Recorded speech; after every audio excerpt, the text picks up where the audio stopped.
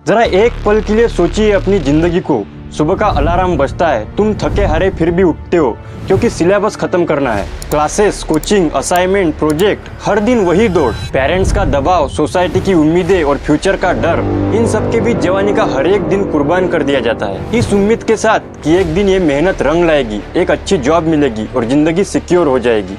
लेकिन अब इमेजिन करो, हाथ में डिग्री है, रिज्यूमे तैयार है और इंटरव्यू रूम में बैठते ही तुमसे कहा जाता है सॉरी, अब इस काम के लिए इंसान की जरूरत नहीं है क्योंकि अब यही काम एक मशीन कर रही है, तेजी से, बिना थके, बिना गलती किए और तुम्हारे हिस्से के 10वें कॉस्ट पर। ये कोई हैरानी की बात नहीं है। जिस हिसाब से आज एआई टेक्नोलॉजी बढ़ रही है, आज तुम्हारे लिए ये असाइनमेंट लिख रहा है, कोडिंग कर रहा है, प्रेजेंटेशन बना रहा है, लेकिन कल यही एआई डॉक्टर बनकर ऑपरेशन करेगा, वकील बनकर केस लड़ेगा, टीचर बनकर बच्चों को पढ़ाएगा और तुम्हारी क्रिएटिविटी तक को तुमसे छीन लेगा। यानी कि स्किल, मेहनत और मार्क सब कुछ एक ही झटके में बेकार। और यही से उठते हैं कुछ सवाल। क्या ये फ्यूचर इंसानों के लिए वरदान होगा या फिर सबसे बड़ा अभिशाप? क्या एआई हमारी जिंदगी को आसान बनाएगा या फिर बेरोजगारी, बेकारी और असुरक्षा के अंधेरे में धकेल देगा? आइए करते हैं एनालाइज और जानते हैं एआई वर्सेस ह्यूमन की कहानी को गहराइयों से आज की इस वीडियो में। अगर पिछले 20 सालों का इतिहास खोलकर देखें तो लगेगा इंसान ने मानो 1000 साल की तरक्की कुछ ही सालों में समेट दी हो। 2000 के दशक में जब हम डायल अप इंटरनेट से 56 kbps की स्पीड पर जुड़ते थे, तब किसी ने ये नहीं सोचा होगा कि 2 दशक बाद हर जेब में एक ऐसा स्मार्टफोन होगा जिसकी कंप्यूटिंग पावर नासा के अपोलो मिशन को चांद पर भेजने वाले सिस्टम से भी कई गुना ज्यादा होगी। एक दौर था जब कंप्यूटर सिर्फ साइबर कैफे तक सीमित थे, लेकिन आज वही टेक्नोलॉजी तुम्हारी हथेली में है। और इंटरनेट, आज करीब 5 अरब से ज्यादा लोग इंटरनेट का हिस्सा बन चुके हैं। यही वो क्रांति थी जिसने इंसान की सोचने और जीने की परिभाषा ही बदल दी। सोशल मीडिया का राइज इस रिवॉल्यूशन की अगली सीढ़ी बना। 2004 में फेसबुक आया, 2009 में व्हाट्सएप आया, 2010 में इंस्टाग्राम ने दुनिया के सामने लोगों को शोकेस का नया मंच दिया और 2016 में टिकटॉक ने पूरी दुनिया की अटेंशन स्पैन ही बदल डाली। लेकिन असली मोड़ तब आया जब दुनिया से रूबरू कराया गया एआई से, आर्टिफिशियल इंटेलिजेंस से। एक ऐसी टेक्नोलॉजी जो सिर्फ आदेश मानने वाली मशीन नहीं थी, बल्कि सोच सकती थी, इंसानी भाषा को समझ सकती थी और उसको उसी की भाषा में समझा भी सकती थी। लेकिन इस एआई की तकनीक कोई नई कहानी नहीं है। इसकी शुरुआत तब हुई जब किसी ने सपने में भी नहीं सोचा होगा कि मशीनें इंसान की तरह सोच सकती है। साल 1956 अमेरिका के डर्थमाउथ कॉलेज में एक छोटा सा समर वर्कशॉप हुआ। उस वक्त कुछ scientist, John McCarthy, Marvin Minsky, Claude Shannon और नेथानियल रोचेस्टर ने एक शब्द को दुनिया के सामने इंट्रोड्यूस किया, आर्टिफिशियल इंटेलिजेंट।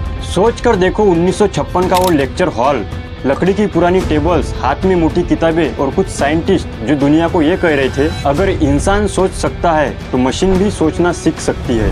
उस वक्त शायद ही किसी ने सोचा होगा कि ये लाइनें आने वाले दशक में इंसान की सबसे बड़ी बेचैनी का कारण बन जाएंगी। पहले ये सब सिर्फ रिसर्च पेपर और लैब एक्सपेरिमेंट तक सीमित रहा, लेकिन शॉक तब लगा जब मशीन ने इंसान को उसी की फील्ड में हराना शुरू किया। साल 1997 IBM के डीप ब्लू ने चेस के एम्परर कहे जाने वाले गैरी कैस्परोव को हराकर दुनिया को यह साबित किया कि मशीन सिर्फ कैलकुलेशन नहीं बल्कि स्ट्रेटजी भी सीख सकती है। ये वो पल था जब इंसान ने पहली बार अपनी ही इंटेलिजेंस पर शक किया। लेकिन कहानी यही नहीं रुकी। 2011 में और फिर 2016 में सबसे कॉम्प्लेक्स गेम गो में दुनिया के चैंपियन को हराया। और अब 1956 की वो छोटी सी कल्पना 2025 में आकर एक ऐसे मोड़ पर खड़ी है जहाँ इंसान और मशीनों के बीच का फर्क धीरे धीरे मिटने लगा है। जिस एआई ने कभी सिर्फ शतरंज की बिसात पर इंसानों को हराया था, आज वही हमारी जेब में मौजूद है। सोचो, कुछ साल पहले हम सर्च इंजन पर सिर्फ सवाल टाइप करते थे और अब वही सवाल पूछते ही चैट जीपीटी जैसा एआई पूरी रिसर्च रिपोर्ट, कोडिंग का सॉफ्टवेयर, डिटेल प्रेजेंटेशन और यहाँ तक कि किताबों के चैप्टर तक लिख कर देता है। आज ये टेक्नोलॉजी क्लासरूम से लेकर हॉस्पिटल तक, कोर्ट रूम से लेकर बैटलफील्ड तक हर जगह पहुंच चुकी है। मेडिकल वर्ल्ड में एआई एक्सरे और एमआरआई की रिपोर्ट इतनी सटीकता से पढ़ रहे हैं कि डॉक्टर तक चौंक जाते हैं। फाइनेंशियल मार्केट में यही मशीन्स लाखों डाटा एनालाइज करके करोड़ों डॉलर के डिसीजन ले रही है। शिक्षा में पर्सनलाइज एआई ट्यूटर बच्चों को उसी रफ्तार से पढ़ा रहे हैं जिस रफ्तार से उनका दिमाग सीख सकता है। और डिफेंस सेक्टर में ऑटोनोमस ड्रोन अब बिना इंसानी आदेश के उड़ते हैं, टारगेट आइडेंटिफाई करते हैं और एक्शन तक ले लेते हैं। यानी अगर सीधे शब्दों में बोलूं तो कठिन से कठिन काम को बस सिर्फ एक क्लिक से किया जा सकता है। लेकिन वही टेक्नोलॉजी जो इंसान की सबसे बड़ी ताकत मानी गई, धीरे धीरे उसके लिए ही एक अभिशाप बनने लगी। जब मशीनें सिर्फ मददगार नहीं रही बल्कि इंसान के काम को धीरे धीरे निगलने लगी, जब कोड और एल्गोरिदम ने मेहनतकश हाथों की जगह लेनी शुरू कर दी, और जब इंसान की रोजी रोटी जिसके लिए वो सालों से पसीना बहाता आया था अचानक से मशीनों के हवाले होने लगी। 2016 से लेकर 2025 तक आर्टिफिशियल इंटेलिजेंस और ऑटोमेशन ने करीब 1,40,00,000 से भी ज्यादा नौकरियां निगल ली, और ये आंकड़ा 2030 तक करीब 9 करोड़ तक पहुंच सकता है। ये आंकड़ा सिर्फ एक कोल्ड डेटा नहीं है, ये उन लाखों परिवारों की टूटी नींद, अधूरे ख्वाब और उस अनिश्चित भविष्य की कहानी है। भारत की तस्वीर तो इससे भी कहीं ज्यादा डरावनी है। कुछ साल पहले आई रिपोर्ट में कहा गया था कि 69% नौकरियां ऑटोमेशन के खतरे में है। उस समय लगा था कि ये शायद आने वाले दशकों की बात होगी, लेकिन हाल ही की रिपोर्ट बताती है कि खतरा अब सिर्फ किताबों का अंदेशा नहीं बल्कि जमीनी हकीकत बनता जा रहा है। आईटी, कस्टमर सपोर्ट, मैन्युफैक्चरिंग और एडमिनिस्ट्रेटिव जॉब सबसे पहले एआई की मार झेल रहे हैं। हाल ही में टीसीएस जैसी बड़ी कंपनी ने पिछले ही महीने अपने करीब 12,000 एम्प्लॉयज को बाहर का रास्ता दिखाया।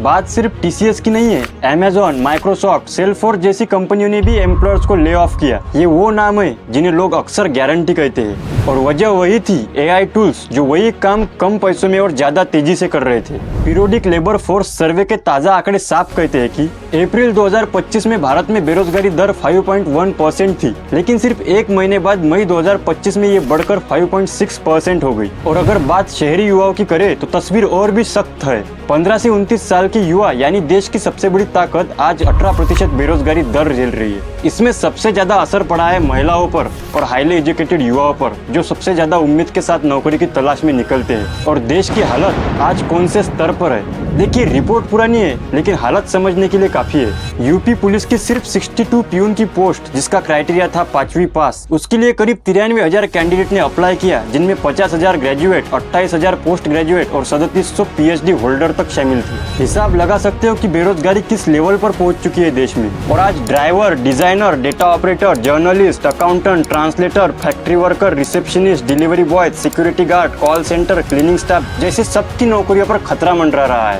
और सिर्फ यही नहीं बल्कि painter, editor, film maker, music composer, singer, dubbing artist, animator, game designer जैसे आर्टिस्ट का आर्ट भी इसके खतरे में सिर्फ एक क्लिक की दूरी पर है। मतलब सिर्फ एक क्लिक और तुम्हारी मेहनत, कला, हुनर और सालों का एक्सपीरियंस सब कुछ एक ही झटके में खत्म।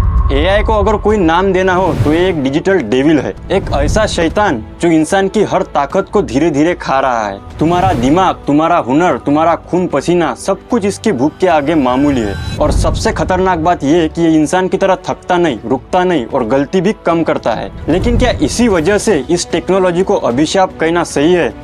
बिल्कुल नहीं, क्योंकि टेक्नोलॉजी से भागा नहीं जाता, उसे अपनाया जाता है।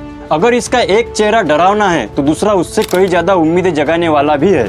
2016 से 2025 के बीच जहां करीब 14 मिलियन नौकरियां खत्म हुई, वही इसी दौर में एआई और ऑटोमेशन की वजह से लाखों नई नौकरियां भी पैदा हुई। Data scientist, cyber security analyst, cloud specialist, AI trainer, prompt engineer, ये वो रोल है जिनके बारे में शायद ही 10 साल पहले किसी ने सुना हो। वर्ल्ड इकोनॉमिक फोरम की फ्यूचर ऑफ जॉब रिपोर्ट 2025 साफ कहती है कि 2030 तक लगभग 17 करोड़ नई नौकरियां बनेंगी, और वो नौकरियां सिर्फ मशीन के लिए नहीं होंगी बल्कि उन्हीं इंसानों के लिए होंगी जो इस बदलाव को अपनाएंगे। हेल्थ टेक में एआई जब एक्सरे और जेनेटिक डाटा पढ़ रहा है तो वहाँ AI assisted doctor, medical data analyst और बायो इन्फॉर्मेटिशियंस की जरूरत बढ़ी। फाइनेंस में एल्गोरिदम करोड़ों का ट्रेड कर रहा है तो वहाँ रिस्क मैनेजर और एथिकल ऑडिटर की डिमांड खुल गई है। और एजुकेशन, जहाँ एआई बच्चों को पढ़ाता है, वही इंसानी मेंटोर और फैसिलिटेटर की डिमांड और भी क्रिटिकल हो गई। लेकिन यहाँ सबसे बड़ा सवाल उन लोगों का है जिनकी जिंदगी किसी बड़ी डिग्री या हाई स्किल वाली नौकरी पर नहीं बल्कि छोटी मोटी रोजमर्रा की नौकरी पर टिकी है। क्या वो टेक्नोलॉजी से लड़े?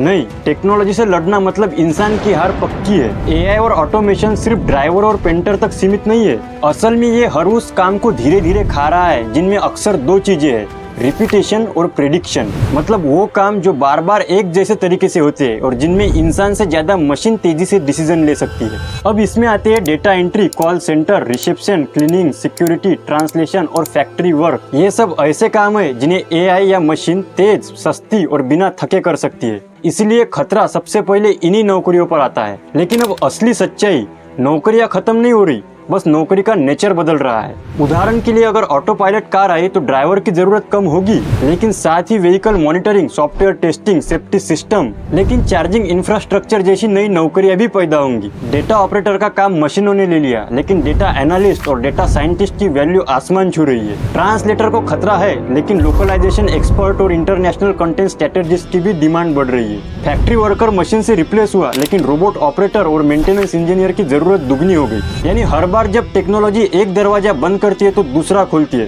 फर्क बस इतना है कि हमें उस नए दरवाजे को पहचानना और पकड़ना आना चाहिए। और जहाँ तक बात रही कॉल सेंटर, क्लीनिंग स्टाफ और सिक्योरिटी गार्ड जैसी नौकरियों की, वहाँ शॉर्ट टर्म में खतरा तो है, लेकिन मशीनें इंसान जैसे इमोशन, क्रिएटिविटी और इंट्यूशन को अभी भी कॉपी नहीं कर सकती। कोई भी रोबोट कस्टमर से वैसे हमदर्दी से बात नहीं कर सकता जैसे एक इंसान कर सकता है। कोई भी एआई रात के अंधेरे में लोगों की सुरक्षा की जिम्मेदारी उतनी ईमानदारी से नहीं निभा सकता। लेकिन इसका मतलब ये भी नहीं कि ये आगे कर नहीं सकेगा। और यही वो जगह है जहाँ मानव स्किल को रीडिफाइन करने की जरूरत है। सोच कर देखो, इंसान ने हजारों साल मेहनत करके जो ज्ञान और अनुभव जमा किया, आर्टिफिशियल इंटेलिजेंस उसे कुछ ही सेकंड में एनालाइज करके देता है। पहले एक नई दवा या वैक्सीन खोजने में साइंटिस्ट को 10 से 15 साल लग जाते थे। आज वही काम एआई सिर्फ कुछ ही महीनों में करके देता है। उसके स्ट्रक्चर, असर और साइड इफेक्ट तक प्रेडिक्ट करता है। यही वजह है कि कोविड-19 वैक्सीन रिकॉर्ड समय में बन पाई। मतलब अब साइंस की रफ्तार घोड़े से रॉकेट तक पहुंच चुकी है, और उस रॉकेट का फ्यूल है एआई। शिक्षा में भी यही टेक्नोलॉजी बैरियर को तोड़ रही है। वो बच्चा जो पहले गांव की टूटी क्लासरूम तक सीमित था,